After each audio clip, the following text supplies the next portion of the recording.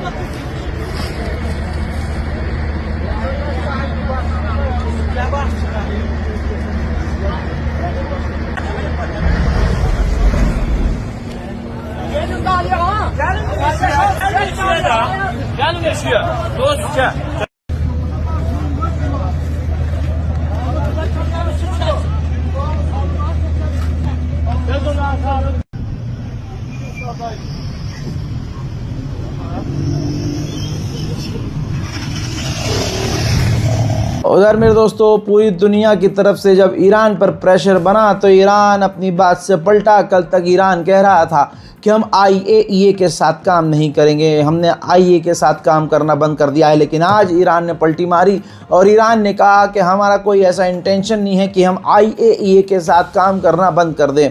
हमारे मुल्क ईरान में IAEA के इंस्पेक्टर बहुत जल्द आने वाले हैं। उधर ईरान के विदेश मंत्री ने एक बार फिर से दोहराया है कि हमारा जो न्यूक्लियर है और जो यूरेनियम है वो बिल्कुल सेफ़ है और हमारा यह अधिकार है कि हम यूरेनियम इनरिचमेंट कर सकते हैं और हमें इससे कोई रोक नहीं सकता। उधर मेरे दोस्तों ईरान के विदेश मंत्री ने दोहराया है कि हमारा ईरान का और इजराइल का सीज फायर एग्रीमेंट नहीं हुआ है। जैसा मैंने शुरू में बता दिया था, लिखित में कोई एग्रीमेंट नहीं हुआ है। लिहाजा ईरान के विदेश मंत्री का कहना है कि जब कोई सीज फायर का रिटन में एग्रीमेंट ही नहीं है तो सब कुछ दोबारा से शुरू हो सकता है, यानी जंग दोबारा से शुरू हो सकती है। वहीं ईरान के विदेश मंत्री ने यह भी कहा कि अगर यूरोप के देश ट्रिगर मैकेनिज्म अगर ऑन कर देते हैं, यानी ईरान के खिलाफ प्रोपेगेंडा चलाते हैं, ईरान पर पाबंदी लगाते हैं, ईरान के खिलाफ बयानबाजी करते हैं, तो ईरान पर इन तमाम चीज़ों से कोई फर्क नहीं पड़ेगा। दुनिया देखती रह गई दुनिया। भाई साहब, ईरान के राष्ट्रपति पेजेश्कियान जब पाकिस्तान पहुंचे हैं, जी हाँ, ये तस्वीर देखिए, पाकिस्तान जब पहुंचे हैं तो ईरान के राष्ट्रपति का स्वागत करने के लिए एयरपोर्ट पर एयरक्राफ्ट के बिल्कुल करीब अगर कोई जाकर उनको रिसीव कर रहा था तो वो पाकिस्तान के प्रधानमंत्री शहबाज शरीफ थे। ये तस्वीर बहुत सारे लोगों को पसंद नहीं आ रही है। अब इससे एक नया चैप्टर खुल गया है, क्योंकि पाकिस्तान न्यूक्लियर कैपेबल मुल्क है और ऐसे में पाकिस्तान चाइना के साथ मिलकर हथियार बनाता है, और इसी हाल में अगर पाकिस्तान उतरे हैं ईरान के राष्ट्रपति तो कहानी लंबी है। सिर्फ इतना ही नहीं, ईरान के विदेश मंत्री भी पाकिस्तान पहुंचे हैं। तस्वीर देख लिए, जिनसे पाकिस्तान के विदेश मंत्री ने भी मुलाकात की है। तस्वीर जो आप देख रहे हैं भाई, ईरान के मतलब गवर्नमेंट की पूरी ऑफिशियल टीम पहुंची थी। ऐसे में पूरे पाकिस्तान की सरकार, यहाँ तक कि पाकिस्तान के डिफेंस मिनिस्टर ने भी ईरान की इस सरकार से डेलीगेशन से मुलाकात की है। इसी हालात में ईरान ने अपना अर्श-2 ड्रोन दिखाया है। ये तस्वीर आपके सामने है। बता दूं कि अभी ईरान ने इसकी कोई जानकारी, कोई पावर, कोई ताकत शेयर नहीं की है, लेकिन कहा जा रहा है कि ये अर्श-1 का एडवांस अर्श-2 वर्जन है, जो काफ़ी खतरनाक ड्रोन है। पूरी दुनिया में 15 ऐसे शहर हैं जहां पूरी दुनिया में सबसे ज़्यादा गर्मी है। उस 15 शहरों के लिस्ट में पहला शहर, दूसरा शहर, तीसरा शहर और 5वां शहर ईरान का है। यानी पूरी दुनिया में इस वक्त सबसे ज़्यादा अगर कहीं गर्मी पड़ रही है तो फिलहाल ईरान है। मैंने पहले ही कहा है, दोबारा होगी जंग। खबर एक बार फिर से आ रही है। बड़ी लॉन्ग रेंज की खतरनाक मिसाइलें तेज़ी से इजराइल अमेरिका से खरीद रहा है। इसके साथ आपको बताऊंगा एक बड़ी खबर। दोस्तों, भारत ने आखिरकार अपना जिगरा दिखा दिया है। दोस्तों, अमेरिका नंगा होकर भारत को दबाने की कोशिश कर रहा है। ऐसे में इंडिया ने साफ तौर से कह दिया है, जो इंडियन ऑयल रिफाइनरीज हैं उन्होंने कह दिया है कि टैरिफ तो लगाना था, लगा दिया, अब जो करना है कर लो, हम रूस से तेल लेते रहेंगे। उधर सफ़ेद सुअर फुल ओवर कॉन्फिडेंस में है। उसने कहा है, खुद ऐलान कर दिया उसने कि अब इंडिया जो है रूस से तेल नहीं खरीदेगा। मतलब यह है कि मोदी सरकार 56 इंच की छाती वाली, लाल आंख दिखाने वाली तेल भी खरीदेगी तो अमेरिका से पूछ के किसी से तेल खरीदेगी। सुनिए इस बाबले आदमी को। Well, I understand India no longer is going to be buying oil from Russia. That's what I heard. I don't know if that's right or not, but well, I understand India no longer is going to be buying oil from Russia. That's what I heard. I don't know if that's right or not, but that's Bharat के अंधभक्तों ने और एक बड़े समाज ने Donald Trump को अपना पिता बना लिया था। मेरे दो बाप वाली उनकी फीलिंग्स थी। आज डोनाल्ड ट्रंप भारत को नीचा दिखाने में कहीं पीछे नहीं है। रिपोर्ट देख लीजिए दोस्तों। रिपोर्ट यह है कि अमेरिका ने 7 महीने में 1700 भारतीय निकाले हैं, जिसके अंदर 1562 मर्द हजरात और 141 महिलाएं शामिल हैं। विदेश मंत्री कीर्ति वर्धन सिंह ने लोकसभा में लिखित उत्तर में यह जानकारी दी है। इसी के साथ दोस्तों, मोदी सरकार की चौड़ी छाती और मोदी सरकार और भारत का एक बड़ा तबका जो मोदी मोदी करते हुए बेहोश हो जाता है, लेकिन मेरे दोस्तों उसके मुंह से मोदी मोदी बंद नहीं होता। जो पहलगांव आतंकी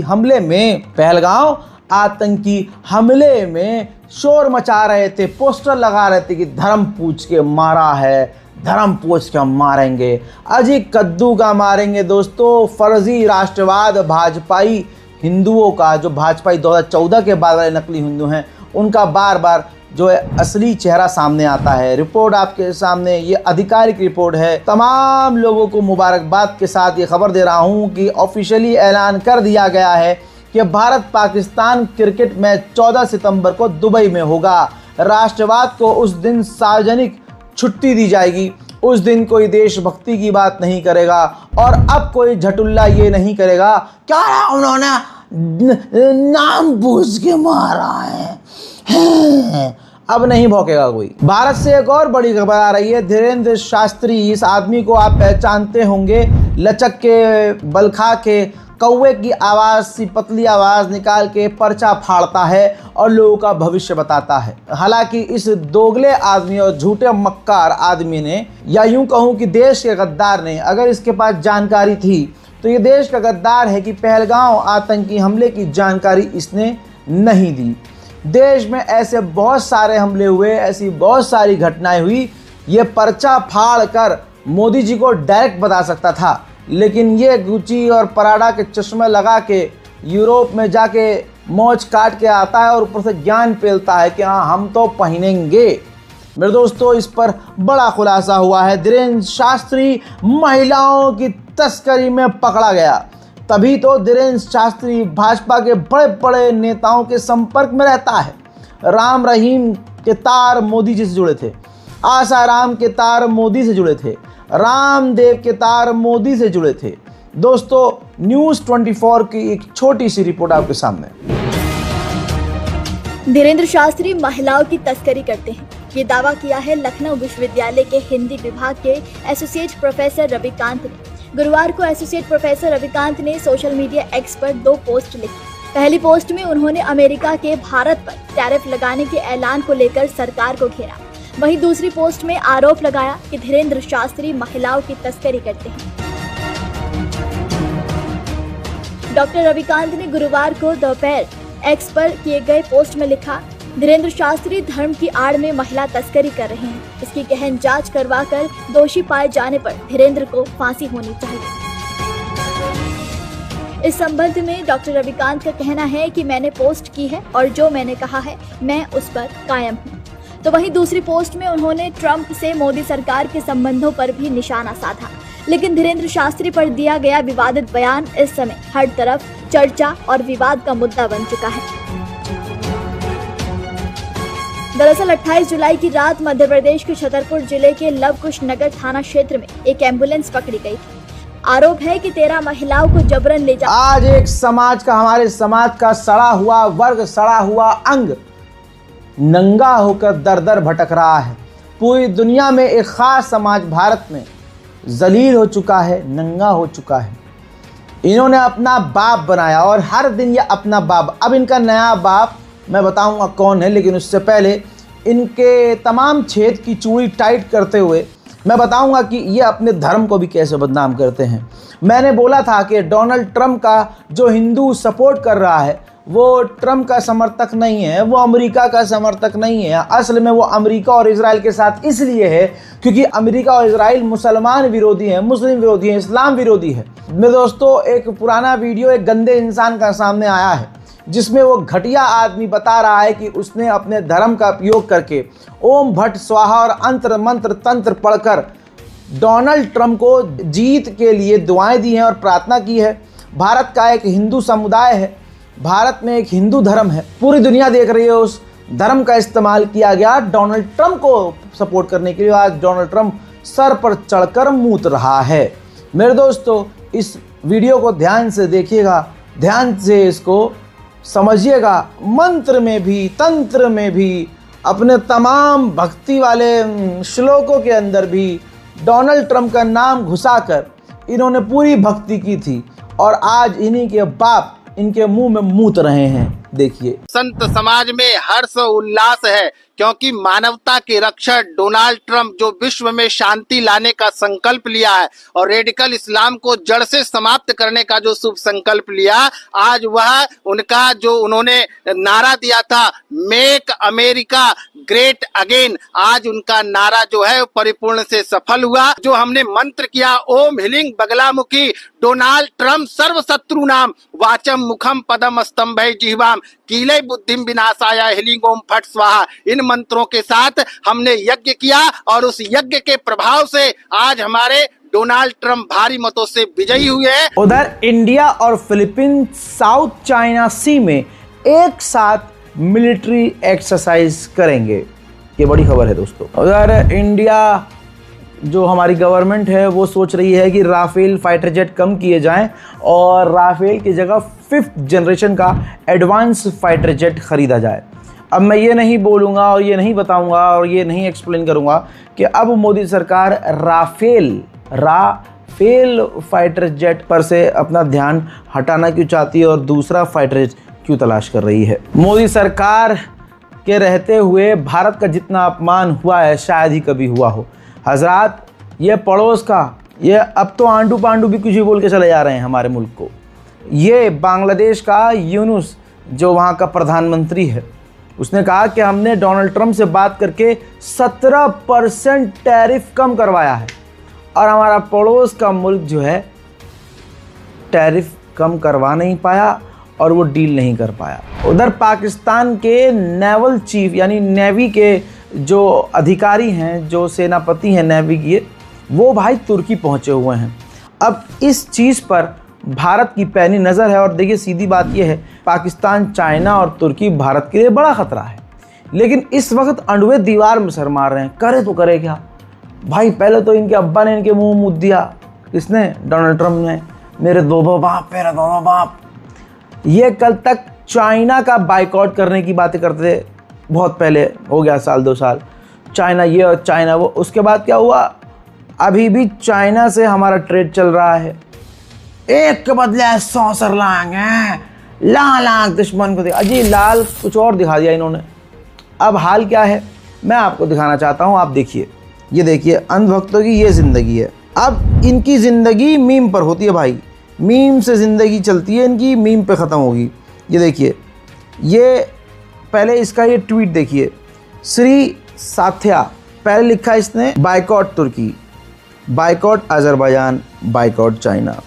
फिर इसने कहा कि please stop using China product even from now. ठीक, ये कब बोला इसने? ये अभी करनी है कि आप कभी खुश हो रहे हो। हाँ, अच्छी बात तो बोली है। संगियों में इतना दम थोड़ी ना है, इनके अंदर वफा थोड़ी ना, गद्दारी है। अब ये देखिए, इसी चाइना को जिसको ये बाइकआउट करने को कह रहे थे अंधभक्त, इनकी औकात ये है कि अब श्री सत्या, वही व्यक्ति, वही लड़की, फीमेल फेक अकाउंट जो भी है, अंधभक्त होगा कोई, ये अब रूस, चाइना और भारत की एक साथ की फोटो क्लिक करके, तीसरा क्लिक करके अपने नए बाप को चुन चुके हैं कि चाइना हमारा बाप, रूस हमारा बाप, क्योंकि बस मोदी के साथ चल रहे हैं। और इसी मोदी सरकार ने कहा था कि आतंकवाद और टेबल पर बैठकर बात हम आतंकवाद के साथ नहीं करेंगे। वहीं चाइना में जाकर भारत के विदेश मंत्री जयशंकर ने पाकिस्तान के साथ एक आदमी बीच में बैठा था, उधर बस पाकिस्तान के विदेश मंत्री थे और उसी टेबल पर बैठ के इन्होंने बात कही। तो थूक के चाटना किसे कहते हैं? क्या झंड जिंदगी है अंधभक्तों की दोस्तों, जिसका बाइकआउट नहीं कर पाते, जो इनके पिछवाड़े पर क्रांति लिख कर चला जाता है। ब्रह्मपुत्र नदी काटने पर काम शुरू कर चुका है। भारत का पानी लगभग पूरी तरह से चाइना कंट्रोल कर लेगा। भारत को पानी की किल्लत पड़ सकती है। हमने, मोदी सरकार ने कहा था कि हम पानी बंद कर देंगे। पाकिस्तान का पानी बंद करने की बात की थी, उधर पाकिस्तान के दोस्त ने हमारा पानी बंद करने की तैयारी, डैम बनाना शुरू कर दिया है। मोदी सरकार डैम बनाना बंद करवा पाई? अजी कद्दू, आगे सुनिए। इसके बाद अभी 3-4 दिन पहले मैंने आपको अपडेट दिया था, भारत के एक्सपर्ट, और भारतीय हैं वो और मुसलमान नहीं हैं, और इंटरनेशनल ओपन सोर्स है सैटेलाइट मैक्सार, उसके अंदर बताया गया कि जो हमारी ज़मीन है वहाँ पर चाइना ने रोड बनाकर अपने इलाके को भारत के इलाकों से जोड़ दिया है और भारत की वो ज़मीन है। और अभी मोदी सरकार ने इस पर कोई ऑफिशियल स्टेटमेंट भी नहीं दिया है। ये लोग जाकर, यही मोदी सरकार अब चाइना के लोगों को भारत का वीज़ा देने के लिए ऐसे झोली फाड़ कर खड़े हैं कि हाँ हम तो वीज़ा देंगे। और यही जो है देशभक्ति की बात भी करते हैं। तो गद्दार कौन है आप खुद समझिए भाई। एक पनौती है, उस पनौती की वजह से पूरे भारत का बेड़ा गर्क हो गया। अब सुनिए कितना बड़ा खतरा है।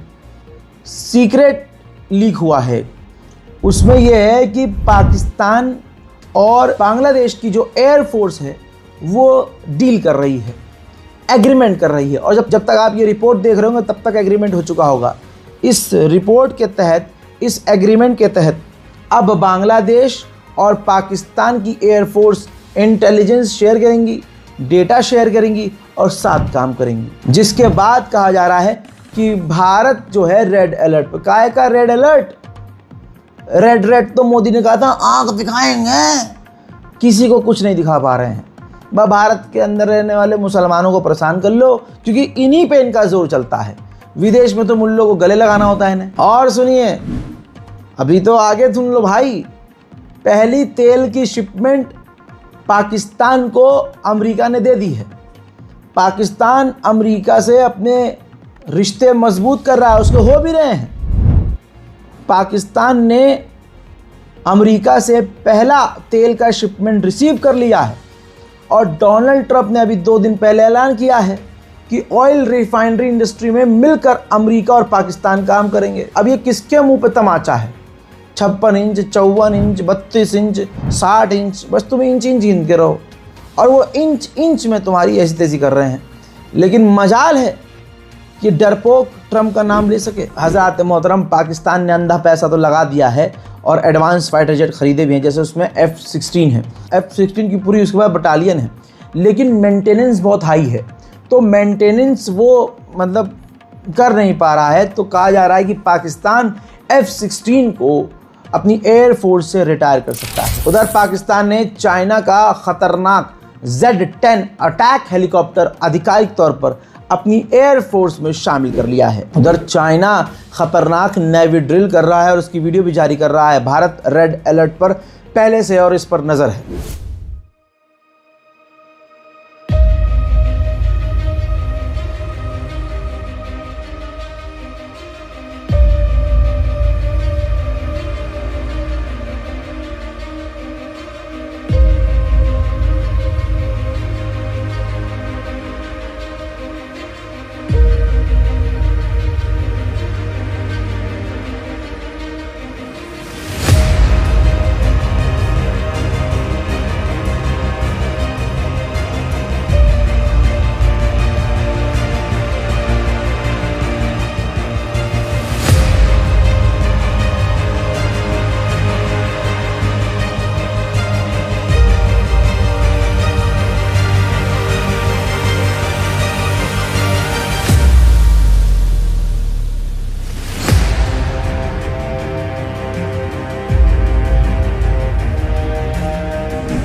उधर जापान ने कोरिया के बेहद करीब चीन के खिलाफ अपने F-35 फाइटर जेट तैनात कर दिए हैं। मेरे दोस्तों, ये थे स्पेशल डिटेल रिपोर्ट। इस रिपोर्ट को शेयर करना मत भूलिएगा। इस रिपोर्ट को शेयर जरूर कीजिए, अपनी राय कमेंट में लिखिए। मैं हूं रजा और आप देख रहे थे रजाग्राफी अनस्क्रिप्टेड। जय हिंद।